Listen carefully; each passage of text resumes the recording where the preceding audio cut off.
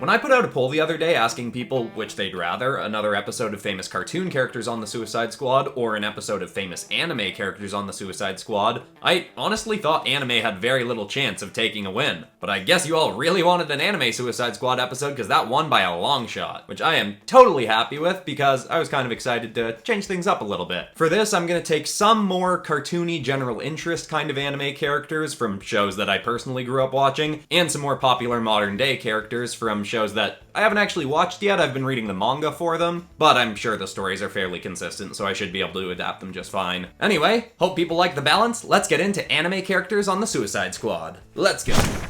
Hit like if you want, subscribe if you feel like, but either way, enjoy the show.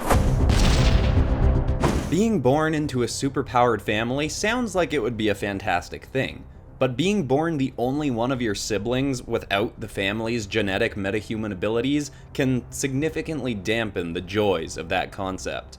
Misty was the youngest of 4 sisters, and was the only child in her family born without the ability to control water. In their home of Cerulean City, her parents had been known as the greatest heroes around, until their untimely deaths at the hands of a villain when Misty was still young. After that point, her sisters stepped up to protect the innocent, and Misty wanted nothing more than to join in the fight, but they just laughed her off, claiming she'd surely die with no powers to protect her. For years, she watched on the sidelines, staying home and babysitting her parents' unusual pet duck they'd left behind. She found taking care of the creature to be a real headache, but she secretly loved the dopey mallard. Still, she spent much of her time training to be an able crime fighter, but no physical feat she achieved impressed her sisters enough to let her have a crack at heroing. They'd even beat her up, claiming it was to show her that she couldn't hold her own against superpowered people.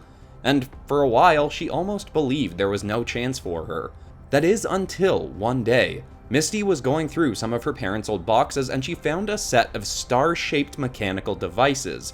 She read through the notes accompanying them, written by her parents. It seemed they'd developed tech for Misty that, when she was old enough, would allow her to channel, condense, and control water particles in the same way her sisters did.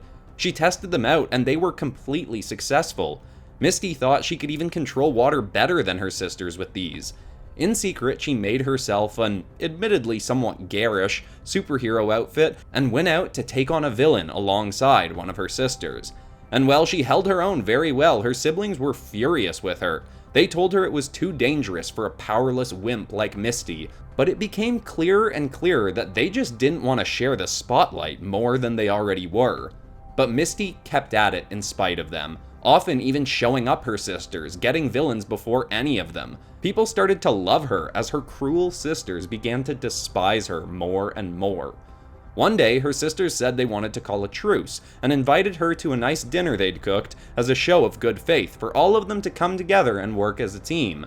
But when Misty sat down, she was horrified to be presented with a silver platter of overcooked Peking duck. Seeing her loving pet fried up on a plate made Misty snap. She attacked her sisters in a brawl that exploded from their home and was soon widely televised. Misty unleashed all her rage her sisters had filled her with over the years, and in the process, hospitalized 2 and killed the 3rd.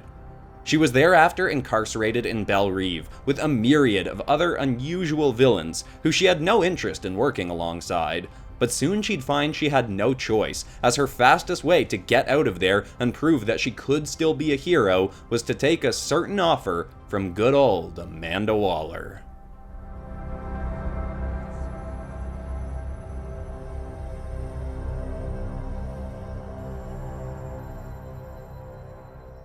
The Suicide Squad is no stranger to beings that appear as human-animal hybrids, but few have become that way by choice. Inosuke was an exception. He was not always a metahuman. He was born a normal child, but abandoned in the woods by his mother, and was found by an unusually loving family of boars. The boars raised him as one of their own for years and years, but by the time he was 12, he was found by a group of hunters and taken to a police station. From there, he was forced into the foster system, where they tried to integrate him into human society. He learned to speak and went to school, but never enjoyed a second of it. He couldn't understand and didn't respect the norms of human society, and spent all his teen years just wanting to go back to his simple life in the woods. The only aspect of the human world he enjoyed was superheroes and villains. There was an animalistic nature to them he respected, a fight between the strongest of the strong to prove their might. He began training in incredibly dangerous ways, picking fights with people far bigger and tougher than him, and even purposely injuring himself to test and increase his own pain tolerance. When he reached his late teens, he donned a mask, got himself an old set of tattered swords from a pawn shop, and set off to Jump City, where he attempted to fight Robin of the Teen Titans to test his might. Of course, Robin was trained by the best, and had a team to back him up. Inosuke was defeated quite quickly and put into juvie for a year. He realized in there that to truly be a contender in battles between heroes or villains, he'd need some kind of enhancement. When he got out, he did odd jobs to make some money, then set off for Gotham City, trying to hunt down Dr. Robert Kirkland, often referred to by locals as the Man-Bat. It wasn't easy to hunt down the mad geneticist, but when Inosuke found him, he gave Kirkland all his money and demanded to be made into a being like Kirkland, but with a different animal base. Kirkland was intrigued by this aggressive lad and was happy to have a willing lab rat for his experiments, and so the trial went forth. Kirkland infused the boy with DNA of a wild boar, and Inosuke was transformed, though not to the same extent as Kirkland's Man-Bat form. The boy's head changed shape into that of a boar, giving him large tusks and a keen sense of smell. His strength and durability were also significantly increased. Upon completion, he eagerly stormed from the facility, and in a fit of utter arrogance and stupidity, he sought out the most vicious fighter in Gotham to test his new strengths. And even with all his enhancements, Inosuke only got about 30 seconds into a fight with Batman before being utterly trounced and locked away again, but this time in a proper prison. Well, proper may be the wrong word for Belle Reve, as we all know the shady stuff that goes on in there, but it actually turned out to be the perfect place for a mutated pig boy looking to pick fights. Inosuke eagerly joined Task Force X, not even caring about the years that he would be knocking off his sentence. He was just eager to continue being challenged to become the toughest hero, villain, or whatever that he could possibly be.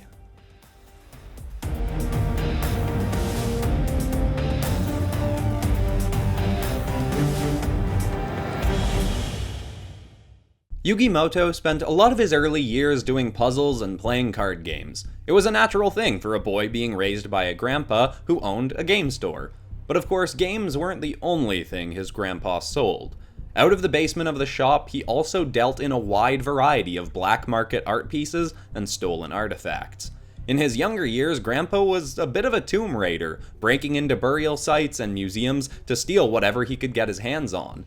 That had set him up quite nicely with a wide array of products that he's made a mint off of over the years. But some items he'd decided to keep in the family. One in particular was the Millennium Puzzle, taken from the Valley of the Kings in Egypt. He'd tried to solve it many times over the years without success, and had even given it to his grandson to take a crack at, not expecting much to come from that. Little did he know. But one day, Yugi came back to his grandpa's shop to find it had been raided and destroyed. His grandpa was gone, and inside was a note saying to bring the puzzle to the pier by the end of the day, or his grandpa would be killed. Yugi would go alright, but he'd have backup that the captors wouldn't expect. He appeared on the docks that night with an array of guns pointed at him, and a completed Millennium Puzzle hanging from his neck. They ordered that he hand it over, but he simply hovered a hand near the puzzle, and it began to glow in blinding light. He suddenly grew taller, stronger, black smoke billowed from him, and in a deeper voice he demanded, "Hand over the boy's grandpa, and I'll spare your lives." They fired upon him, and Yugi spawned a massive golden arm to block the projectiles. His other arm transformed into that of a purple wizard with a green staff, from which he fired a sphere of black lightning, eviscerating 3 of the gunmen, leaving only 1 alive. This last one dropped his weapon, and Yugi once more demanded his grandpa. The terrified and confused gunmen took Yugi onto a yacht, and they set off to a private island. There, Yugi found his grandpa tied up, next to a man named Pegasus, who understood all too well what had happened when young Yugi had completed the puzzle. Yugi's artifact had given him the ability to transform into a dark pharaoh, who had the power to summon monsters from the Shadow Realm to use for his own whims. Pegasus was a rare artifact collector who had a Millennium item of his own, a golden eye replacing one of his own that gave him too supernatural abilities, though not quite as remarkable as Yugi's. His allowed him to see into people's minds and cast illusions to confuse people, both of which, along with a wave of armed guards, he thought would be enough to overpower Yugi and his possessing pharaoh. Pegasus wanted all of the Millennium items for himself and would do whatever he had to get them, including killing Yugi and his grandfather. The guards attacked, but in the heat of battle, Yugi was able to summon all of the limbs of the most powerful monstrosity from the Shadow Realm, Exodia, the Forbidden One. The power was so overwhelming that Yugi let out a blast of energy that eviscerated the whole castle, destroying everything and everyone in sight, including Yugi's poor grandpa. When the battle was over, Yugi, horrified by what he'd done, removed the puzzle and dismantled it. He turned himself and the item over to the police. He was incarcerated for murder, but after a year he was transferred to Belle Reve, where he was sat down with Amanda Waller, who, to his dismay, put the dismantled puzzle before him. She told him that nobody else had been able to solve it, and she wanted him to take it again, to re-summon the Pharaoh and use its power to help people alongside Task Force X. She presented it to him as a way to repent for his past crimes, but really she just wanted a new powerful puppet under her thumb. Yugi did as instructed, brought back the power of the Pharaoh, and used him to fight alongside Waller's team of ragtag villains.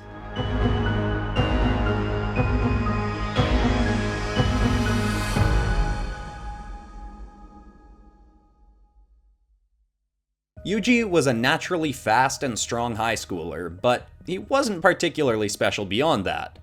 That is, until he found one of the fingers of Trigon. It wasn't something he came across on purpose. He joined a tiny occult club at his school, and one of the members had gotten a hold of the finger, and they'd all intended to study it to figure out what exactly its history was. They knew of the rumors that the interdimensional demon Trigon had been defeated years prior by his daughter Raven, Zatanna, Constantine, and a group of other mystical heroes, but all of the details about it had been withheld from the media. Yugi doubted this was even one of his fingers, as they claimed, until he was stopped in the street a few days later by John Constantine. Well, Yugi didn't have the finger on him at the time. Constantine claimed he could feel the dark energy all over the boy, and they had to get it out of ill-prepared hands immediately.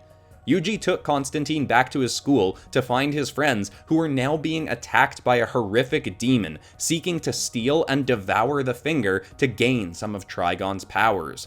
Constantine did all he could to fight the creature with the little help that Yugi could provide. But during the battle, Yugi ended up eating the finger himself to keep it away from the demon. But this now meant that Yugi himself had become a vessel. He transformed, growing horns and an extra set of eyes. His ears pointed and his skin turned pale red. With glowing fists, he obliterated the demon and then turned to Constantine. But before anything else could happen, the transformation reversed. Yugi turned back to his normal self and all seemed fine. But Constantine wasn't willing to take chances. Constantine told Yugi that he'd have to come and train with him to see if he could gain control over the demon power that was now inside him.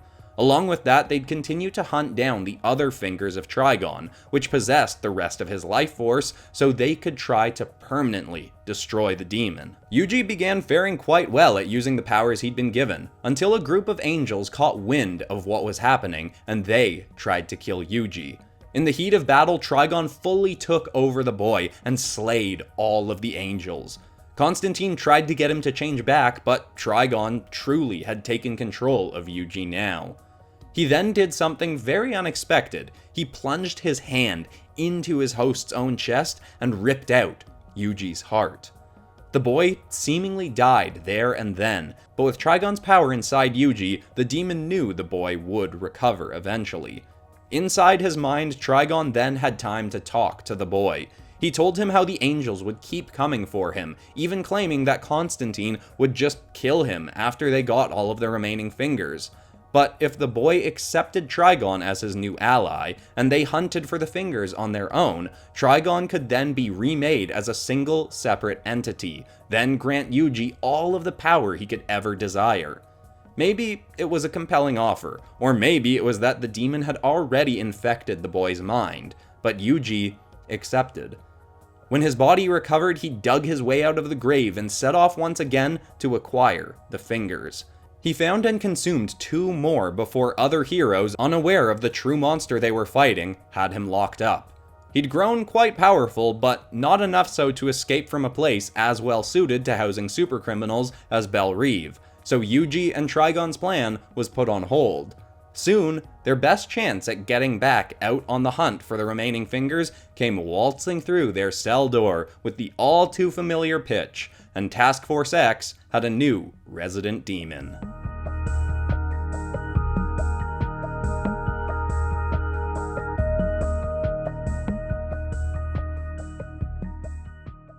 And there we have famous anime characters on the Suicide Squad. As usual, I'm definitely open to doing another round of this. There were some ideas I had that I didn't get to work into this, like Vegeta as a character that just has like 5 different power suppressors on him to get him down to a point where they could actually imprison him and make sure he doesn't escape. But I also like the idea of just branching out and doing more things with famous anime characters, so maybe give me some ideas for that in the comments. Kinda like how I did famous animated characters if they were in Mortal Kombat as a follow-up to the last famous cartoon characters on the Suicide Squad episode. Which, by the way, if you're new to this channel, you could check out either of those videos, or if you want more anime stuff, I've got an episode of famous anime characters as dragons, and I recently did Naruto if it was a sci-fi series. Also, maybe give me ideas for weird fusions of manga and Western comics characters. Kinda like what I've done with my weird fusions of Marvel DC characters series. I think that could be a lot of fun. I don't know if I'll do that yet, but it's something I've thought about for a while. But anyway, besides that, that's all for today. I'm Christian Pearson. This has been PopCross Studios, home of the nerdiest art videos on YouTube. Thanks so much for watching, everybody. I hope you all enjoyed yourselves, and I will see you all in the next episode on Monday, which is going to be a pretty fun dinosaur video. Or I think it's fun. Turned out pretty well. I'm finished it already. Taking some vacation time at the time you're watching this. But there will still be videos out on Mondays and Fridays, don't worry. Anyway, I extended this ending, and I don't need to anymore, so goodbye.